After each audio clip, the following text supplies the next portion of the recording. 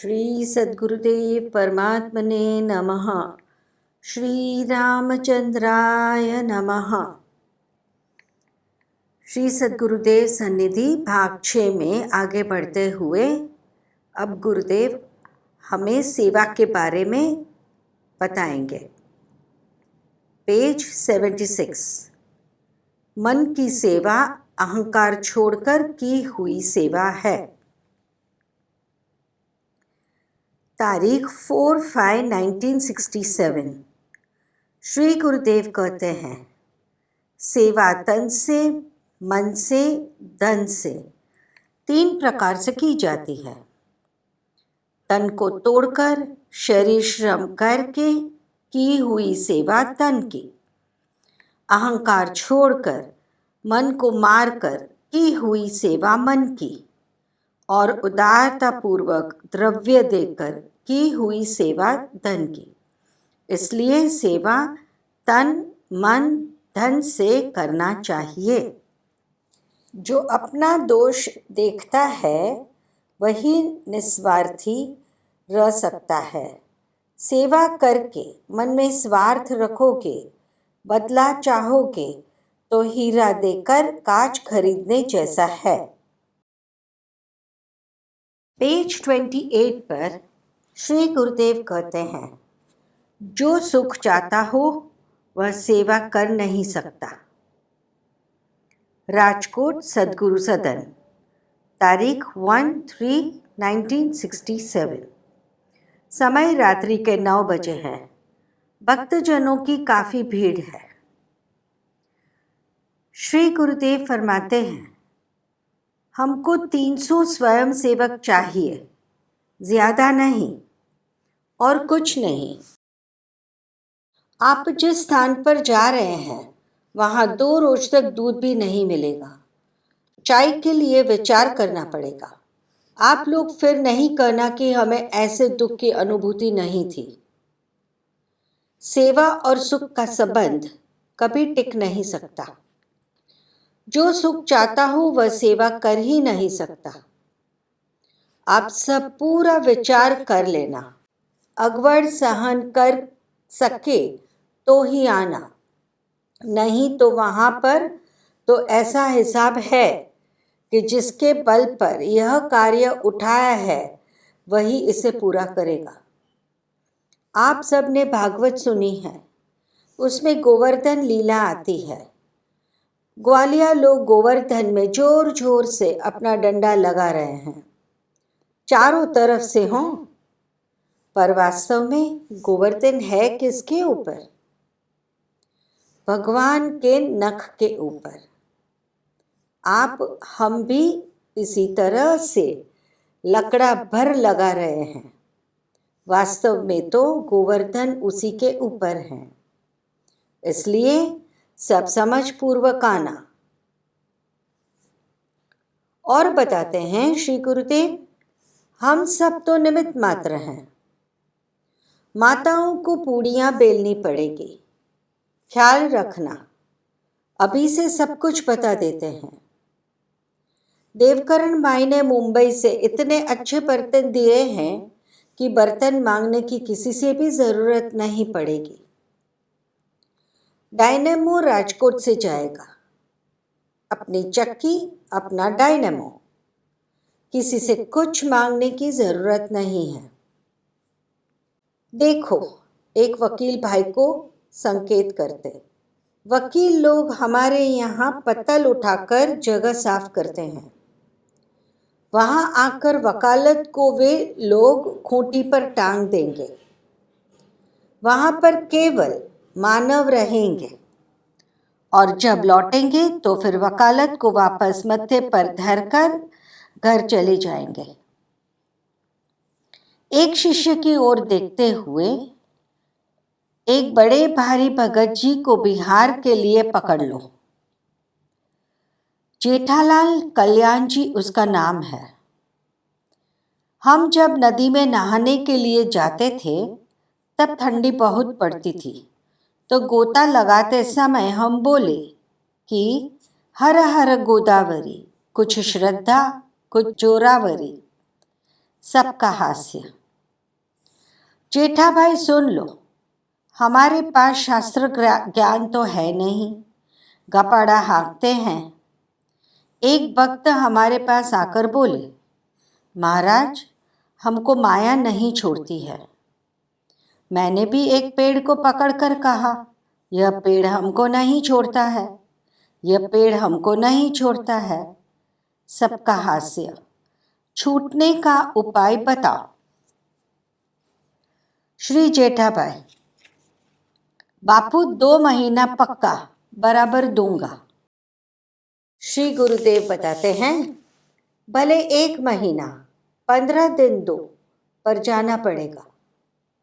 गुरुजी के पास में सबने पोपा भाई का राज्य मचाया है। हरिभाई के साथ में तुमको श्री जयसिंह भाई को जाना पड़ेगा। तुमने छोड़ी हुई चीज वापस ग्रहण की है, उसका तुमको प्रायश्चित करना पड़ेगा। फिर से छोड़ने के लिए मैं कहूँगा नहीं। जोरावरी श्रद्धा की बात तो हमने नहाने के लिए कही है। मुंबई, उज्जैन, राजकोट, इंदौर, कानपुर, पूना, बांदा, सभी जगह से पत्र आ गए हैं कि आप कहें तब हम आने के लिए तैयार हैं। अभी हम यहाँ ठहर गए और वीरपुर नहीं गए तो चिमन भाई शुक्ल ने आप लोगों को 6.5 क्विंटल गेहूं दिए। आप लोग अब बिहार जाकर वितरण करें। इसी तरह मैं यहाँ रहूं तो मिलता ही रहेगा, यह तो हम जानते हैं। उड़ीसा जब हम गए तब इस बात का हमने अनुभव किया है। हम वहाँ पर सिर्फ कमंडल लेकर गए थे। मेरे से एक ने पूछा, महाराज, आप खर्चा कैसे चलाते हैं? इतना पैसा कहाँ से खर्च करते हैं? मैंने कहा, रोज कुआं खोदता हूँ और रोज पानी पीता हूँ। आप लोगों में से ज़रूर ज़्यादा से ज़्यादा आदमी आवे। ऐसा सोचा है कि अब की बार कैंप में रसोईया नहीं रखेंगे। चौमासा में ओडिशा में भाइयों ने अपनी ड्यूटी पूरी कर दी। अब बहनों की बारी है तो वे बिहार में रोटी बनाकर सबको खिलावे। सुनो, आप लोगों को, बहनों को क्यों कष्ट देना? रसोइयाओं का ही प्रबंध कर लेना पड़ेगा क्यों? जब इन लोगों ने, बहनों ने मुंह के तरफ देखा तो एक किस्सा हमको याद आ गया। तो बाबा, आप लोग बाग के फूल हैं, आपको इतना परिश्रम नहीं देंगे। यह गल्प नहीं, इसका प्रमाण भी हमको मिलता है। जिस समय वन यात्रा की तैयारी होने लगी तब सीता जी बोली, हम आपके पांव दाबेंगे, हम आपको पंखा करेंगे, हम आपका पसीना पोंछेंगे, सब सेवा करेंगे, हमको ले चलो। तो ले गए। ज्यों ही धूप लगी कि फौरन पूछा, महाराज, पर्णकुटी कहाँ बनाएंगे? राम जी बोले, बाबा, अभी तो अवध के बाहर ही निकले हैं, अभी से पर्णकुटी? महल में बैठकर बातें होती थी। बाहर निकली तो फौरन पूछा कि आप पर्णकुटी कहाँ बनाएंगे? ऐसे ही भाई, यहाँ पर तो आप लोग सब कहते हैं कि हम सेवा करेंगे, परंतु पीछे तुरंत पर्णकुटी की बातें होने लगेगी। इतना ही अच्छा करती है कि ईश्वर आराधना करती है। सत्व गुण प्रधान मनुष्य देवताओं के प्रिय होते हैं।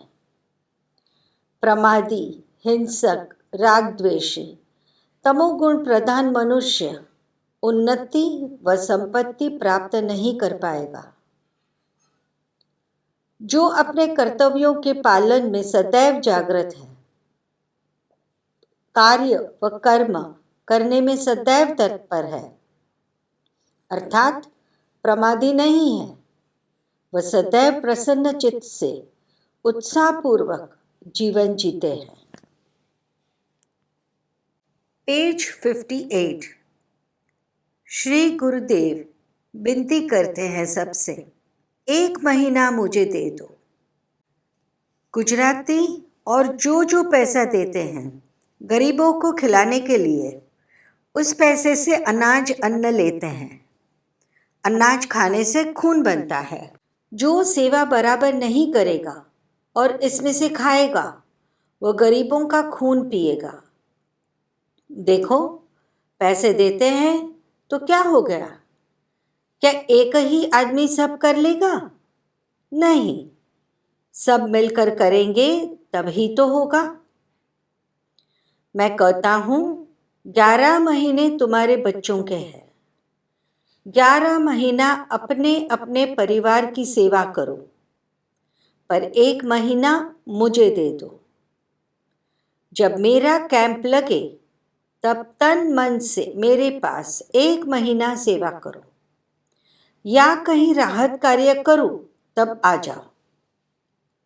ईमानदारी से काम करो, अपना समझ के करो। एक भाई से कहा कि तुम 15 जुलाई को ज़रूर आ जाना। कुछ भी हो घर में, पर तुम आ जाना। भले ही नौकरी छूट जावे, पर तुम आ जाना। मन में विश्वास रखो तो कुछ नहीं होता है।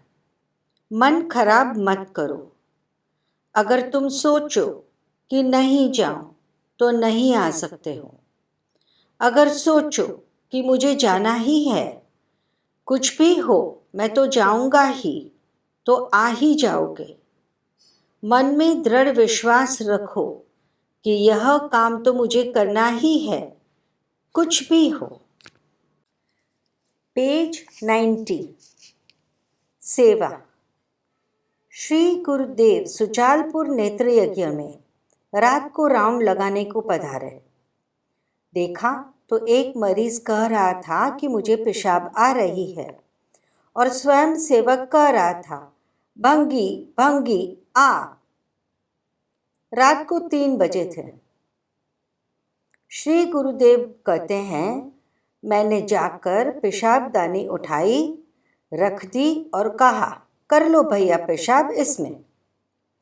इतने में स्वयं सेवक कहने लगे, अरे बापू ये क्या? तो मैंने कहा, क्या तुम्हारी तरह से भंगी भंगी बुलाऊं तब तक मरीज कितना परेशान होगा। उस दिन से सब बराबर काम सेवा करने लगे हैं। जिस समय अंगद से कहा गया अब घर जाओ, तब उसने कहा, नीच टहल ग्रह की सब करी हो, पद पंकज बिलोक की भवतरी हो, निष्ठा सराही सब नर नारी। अपने अपने बल पर आए हैं, दूसरे पर नहीं। अपने सब कुछ हैं, सेवक है, मजदूर है, सेक्रेटरी है, मालिक है, सब कुछ है। चक्रव्यूह भीतर फंसे, शत्रुन कीजे नाश, आई पड़ी सिर आपने, छोड़ पराई आस। यहाँ से थोड़ी दूर पर एक कैंप और लगा है। वहाँ पर ईसाइयों का ज़्यादा जोर है। मजदूरों को काम पर नहीं आने देते हैं। इस पर आप श्री ने कहा, अनीति से आत्मबल नीचे गिरता है, नीति लाभदायक होती है। भय से कभी भी आत्मबल नहीं बढ़ता है। पेज 96। जिससे गरीबों को संतोष मिला है वह रहेगा। तारीख 24/5/1967। श्री गुरुदेव कहते हैं, मुझे 200 करोड़ रुपए दे दो और मेरे अच्छे स्वयं सेवक दे दो। मैं 2 साल में अनाज की कमी मिटा दूं। पहाड़ पर अनाज उगाऊं।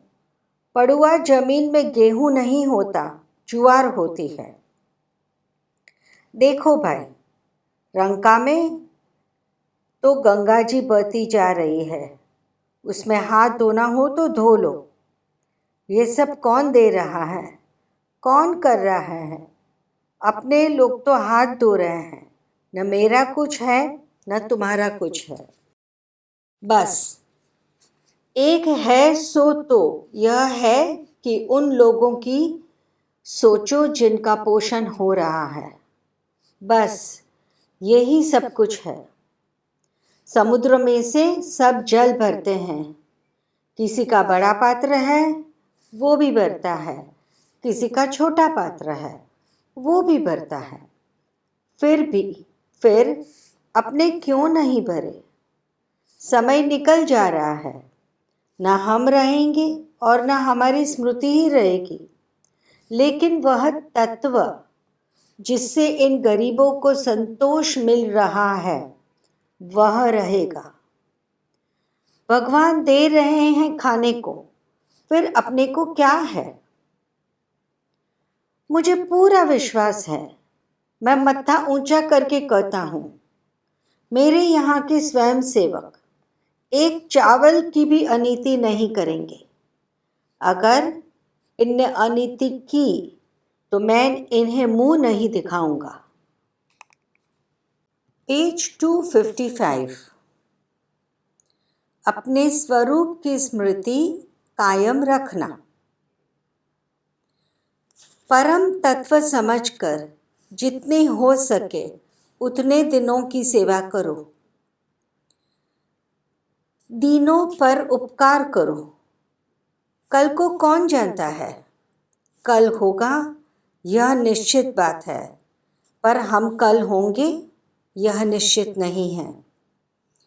कल ही लोग कहेंगे कि भाई इनका तो हार्ट फेल हो गया। मृत्यु का कभी विश्वास है? इसके लिए क्या हाय हाय करते हो? चाहे मंगा लो स्विट्जरलैंड से उत्तम सी घड़ियाल, बता सकती नहीं वह अंत समय का काल। जगत में रहकर राजा का रोना रो, सुनाऊं किस तरह? ग्वालियर राजा मर गए तब बड़ौदा महाराज ने शोक प्रदर्शित करने के लिए अपने दीवान को भेजा। जब तक ग्वालियर स्टेशन नहीं आया तब तक दीवान जी आनंद में रहे। ग्वालियर आने पर आंखें नीची कर ली, मुंह उदास कर लिया, रोए धोए और बहुत लंबी चौड़ी बातें बनाई, परंतु मन कहता था चाय सिगरेट जाने कब मिलेंगे। उनका कोई बाप तो नहीं मरा था, वे तो 800 रुपए की नौकरी बजाने गए थे। इसी तरह जगत में ऊपर से सब कुछ करते रहो, पर मन एक भगवान में ही लगाए रखो। अपने संस्कार अनुकूल कार्य करते रहो, पर मन प्रभु में ही रखो। मैंने एक नाटक देखा था। नाटक में एक भिखारी का छोकरा राजा बना था और बहुत ही अच्छा राजा का अभिनय अदा कर रहा था, परंतु भीतर मन में वह बराबर समझता था कि यह नाटक है और मैं तो भिखारी ही हूँ। इसी तरह जीवन एक नाटक है। संयोग के बाद वियोग है। संस्कार अनुकूल संयोग प्राप्त हुआ है। जब तक रहना अभिनय में कपट नहीं करना, दंभ नहीं करना, परंतु भीतर से साफ रहना। अपने स्वरूप की स्मृति कायम रखना। ऐसे जीवन बनाने से ही जीवन सुखी बन सकता है। सूर्य को देखो, सवेरे प्रफुल्लित होता है, कोमल होता है, दोपहर को आग बरसाता है, इतनी कि कोई बाहर धूप में खड़ा तक नहीं रह सकता है, परंतु शाम होते ही मरा मराया होकर बेचारा अस्त हो जाता है। सूर्य को देखकर भी क्या तुमको अपने जीवन पर कोई विचार नहीं आता? मन मूढ़ सिखावन मेरो सुन। रात दिन हम मृत्यु को देखते हैं, परंतु हमें मरना ही न हो ऐसी हमारी वृत्ति है। प्रभु प्राप्त करने के 3 साधन हैं। निष्काम कर्मयोग, कर्म, अनन्य भक्ति, उपासना, तीसरा उत्कृष्ट ज्ञान। सेवा के बाद श्री गुरुदेव हमें ईश्वर भगवान के बारे में कुछ बताते हैं। पहला है पेज 252, ईश्वर। अवध में पधारते भगवान सबसे मिले, इसमें माधुर्य है, परंतु क्षण में मिले सब ही भगवाना, इसमें ऐश्वर्य है। भगवान के सिवा कोई क्षण भर में सबको नहीं मिल सकता। मानस जी में गोस्वामी जी ने माधुर्य के साथ में ऐश्वर्य को बार बार लिया है। ईश्वर की व्याख्या अथर्ववेद में है। इसके सिवा कोई वेद में ईश्वर का नाम नहीं है। अप्राकृत माया का जो पदार्थ है वह ईश्वर है। जब अप्राकृत माया होती है तब उसका नाम ब्रह्म पड़ता है। जब वह सत्व, रज और तम में आती है तब जगत बनता है, और जब हमारे संस्कार में आती है तब उसका नाम माया पड़ता है। ईश्वर में जो अप्राकृत गुण है वह ऐश्वर्य कहलाता है, और ऐश्वर्य का ग्रहण करने वाला ईश्वर कहलाता है। मनुष्य की परिधि है। मनुष्य, महापुरुष, सज्जन तक सीमित है। ईश्वरत्व में हमारे जैसे गुण धर्म नहीं होते। एक ही जगह पर रहे हो, सायुज्य हो, सखा हो, सब कुछ हो, पर सब अलग होता है। उदाहरण, कोई पूछे कि जेलर साहब कहाँ है? जवाब मिले कि जेल में है, तो आप तुरंत समझ सकेंगे कि ड्यूटी बचाने गए होंगे। इसी तरह जो ईश्वरत्व में प्रवेश करता है उसको कुछ भी लागू नहीं पड़ता। मुझे जेल के कानून लागू होते हैं क्योंकि मैं प्राकृत माया में हूँ, पर जेलर साहब को नियम लागू नहीं पड़ते क्योंकि वे अप्राकृत माया में हैं। ईश्वर की शक्ति अबाध्य है और वह बराबर अखंड है। समुद्र का जल अखंड है। जब लहर उठती है तब टुकड़े प्रतीत होते हैं।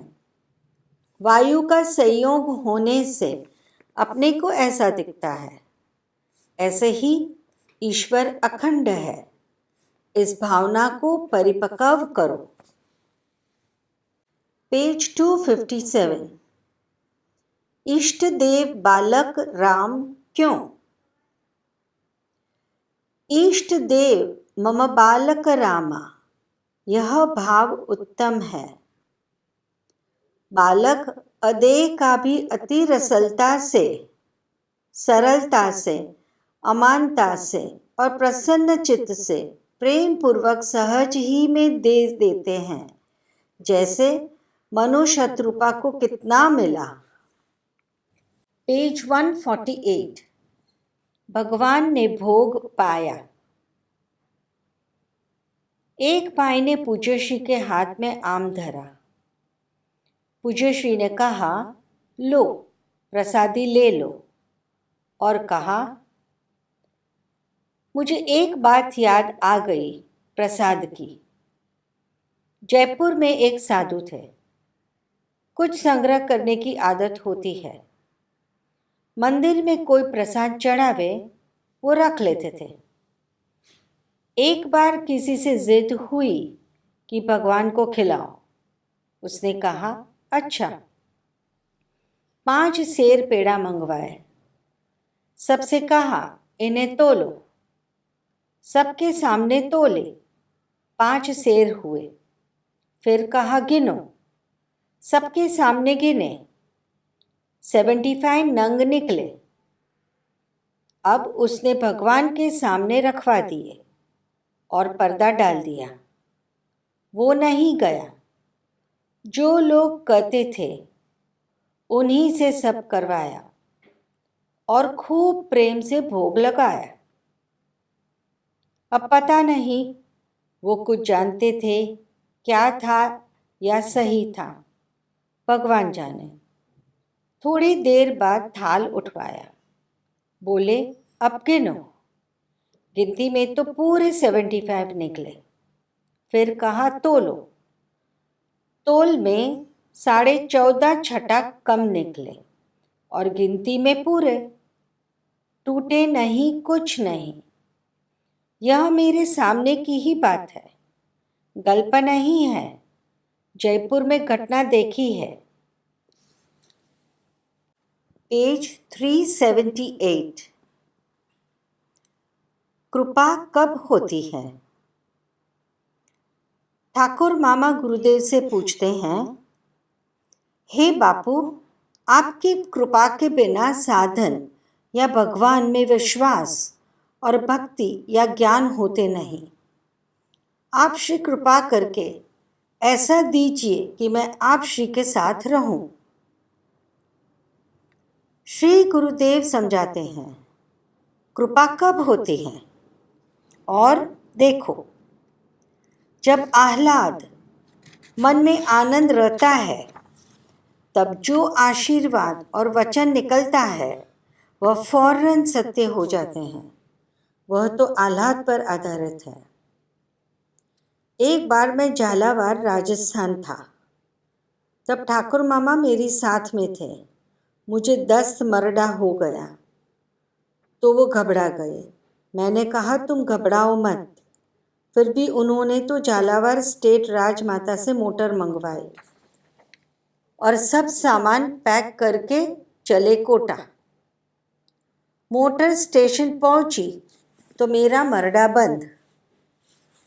फिर मुझे फल खिलाया। ट्रेन में फर्स्ट क्लास के डिब्बे में हम चढ़े। दिन का टाइम था। डिब्बे में 4 सन्यासी लंबे होकर जागृत अवस्था में सोए हुए थे। उन्होंने विवेक नहीं किया। मैं तो खड़ा रहा और हंस रहा था कि हे भगवान, देखो यह भी जीव है। दास को दुख नहीं होता है, लेकिन ऐसा दृश्य देखने में मजा आती है कि भगवान देखो, ठाकुर मामा तो गार्ड के डिब्बे में बैठ गए थे। एक बार बरदान से नासिक चढ़ाव कुंभ मेला पर जा रहा था। फर्स्ट क्लास के डिब्बे में बैठा। उसी टाइम फर्स्ट क्लास डिब्बे में बहुत कम लोग बैठते थे। मेरे डिब्बे में कोई नहीं था। फिर गाड़ी चालू हुई कि एक आदमी चढ़ गया और वह बोला कि माफ़ करना, गाड़ी ने चल दिया है तो मैं डिब्बा भूल गया और इसमें चढ़ गया। फिर वह आदमी ने दरवाजे पास उलट खड़ा होकर रुमाल में कुछ डाला। मैं जान गया कि यह क्लोरोफॉर्म है, लेकिन मुझे क्या। फिर वह रुमाल यूं यूं करते हिलाकर मुझे हवा डालने लगा। मैंने कहा, भाई मुझे हवा की ज़रूरत नहीं है। वह बोला कि महाराज आप चिंता नहीं करना। मैंने स्वगत कहा कि मुझे चिंता तो तुम्हारी है, क्योंकि मेरे पास कुछ है ही नहीं कि तुम लूट लो। फिर वो समझ गया और अगले स्टेशन पर उतर गया और बोला, माफ़ करना, मैं तो कुछ मिलेगा ऐसा समझकर आपके डिब्बे में चढ़ गया था। श्री सद्गुरु देव की जय।